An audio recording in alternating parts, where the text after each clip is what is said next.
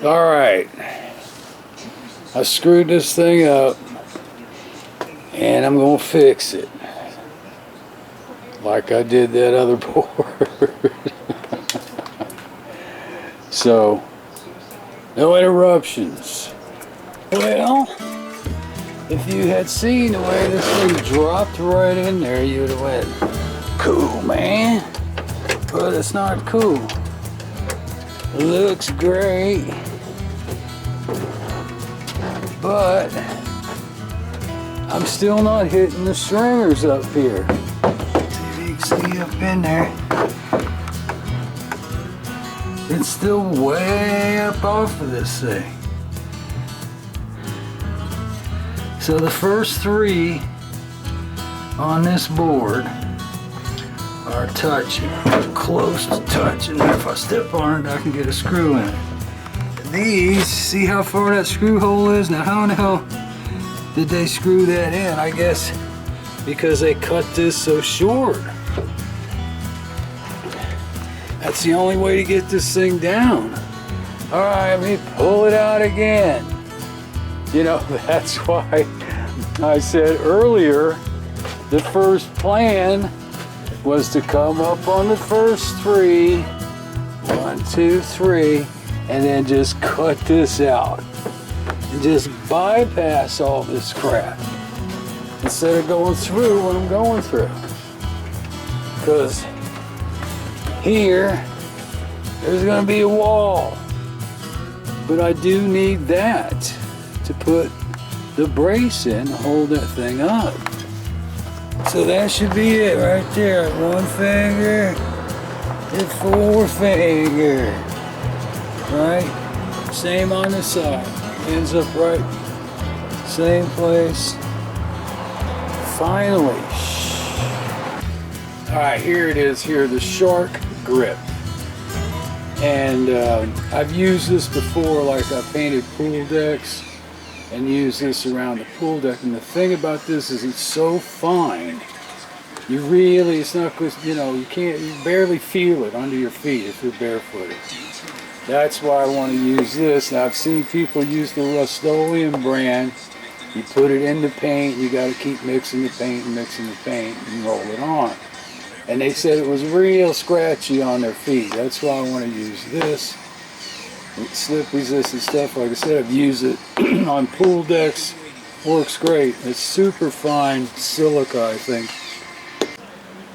Yeah, baby, that's a good coat right there. All right, baby.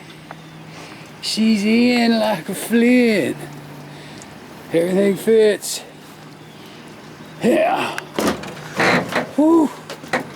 Everything fits. Oh, shit. Yeah, I trimmed that off just enough. And I had to park out there and see those tire tracks. That's me. Almost got stuck, man. It just barely rained for, you know, what, 30 minutes maybe? Anyway, we're looking freaking good, baby. Looking freaking good. You gotta knock out, you know, 2 days for the stupid repair. The one I did over here and the one I did back here. You know, took up time, babe. Took up time, but we're doing all right. All right, it's transom day. Where I fixed that one, I've already re-drilled it. And just went down there, put it in, re-drilled it. I'm going to cut these pieces off. Put some fiberglass on the bare wood. Then I'm going to probably flip it over and put a paint coat on it of the white. Then, while that's all drying up, I'm going to run and get some poor man's stainless steel. Galvanized. That's all I can afford. Alright, I've got my fiberglass resin poured, and see how quick I can get this set up. And boy, that big hole right there just keeps filling up and filling up and filling up. And I done poured everything I had in there that I mixed up. But this is all going to get sealer on top of it. And like I said, 2 sealers just going around my holes. I'm not packing all this crap full of frickin' sealer all the way around. I want this thing to breathe and stay bone dry as possible. Sure, I'll put some up here underneath the aluminum cap because that'll help holding that thing down.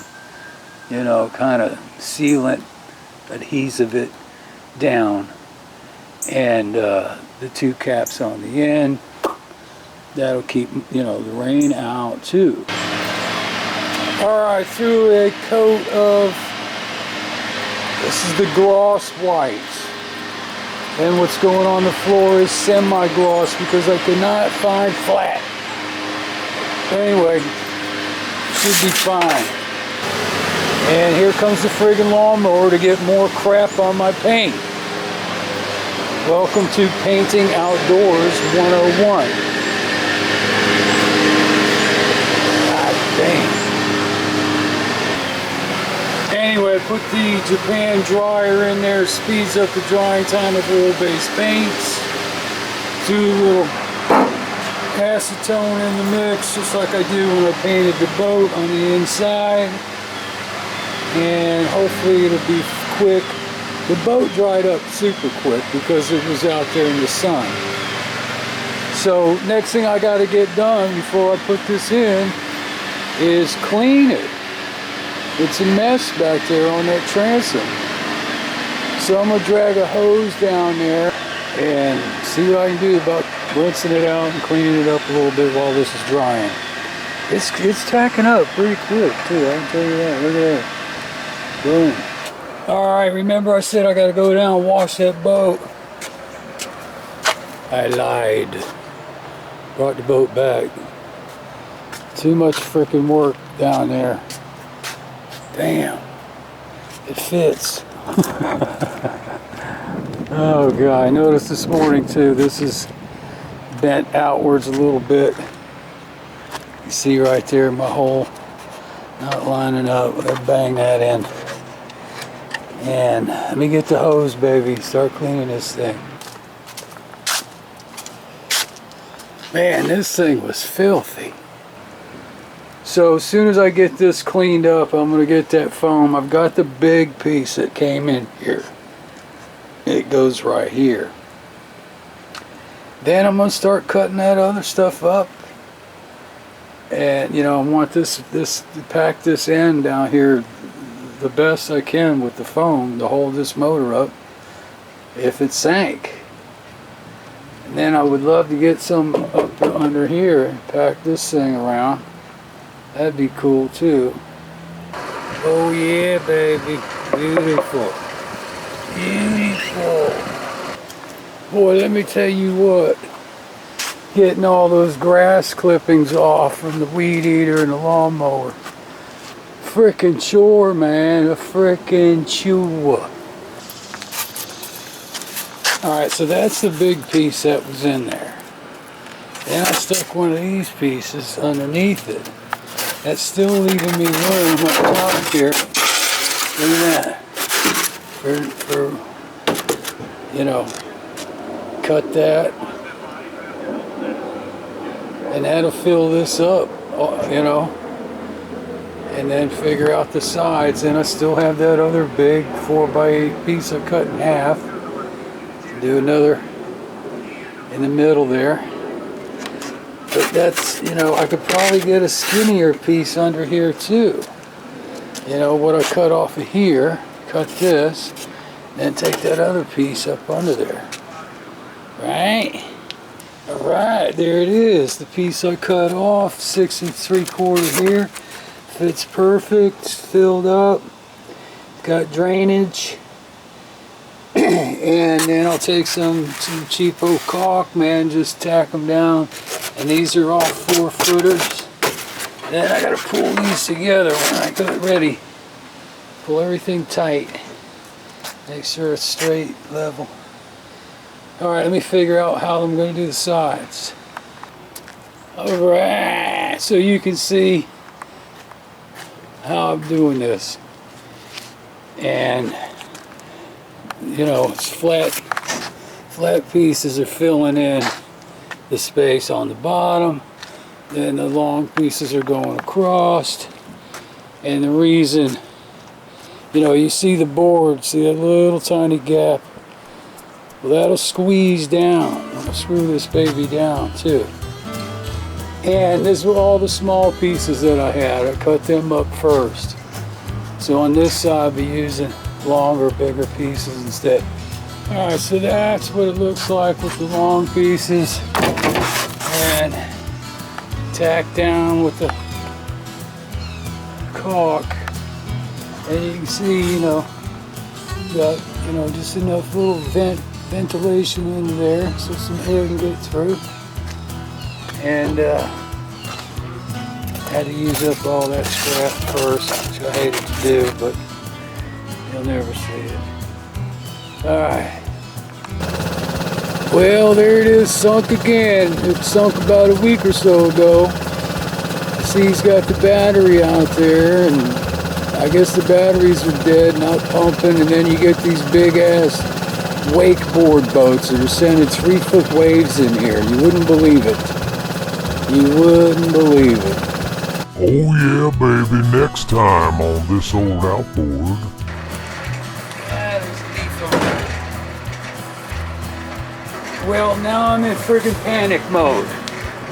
There's the nuts or the bolts and the washers and no nuts. Here's the bag they were in. I bought the boxes of the nuts. I can't. They're nowhere in the bag. They're nowhere to be found. I don't know if she forgot to put them in the friggin' bag, but now I'm freaking out. I can't just leave here and go buy nuts with this stuff. It's gonna harden up on me and screw the whole thing up. Follow the real life saga of this old outboard, baby, and get your subscription today. It's this old outboard, baby. Oh yeah, baby, you know the channel.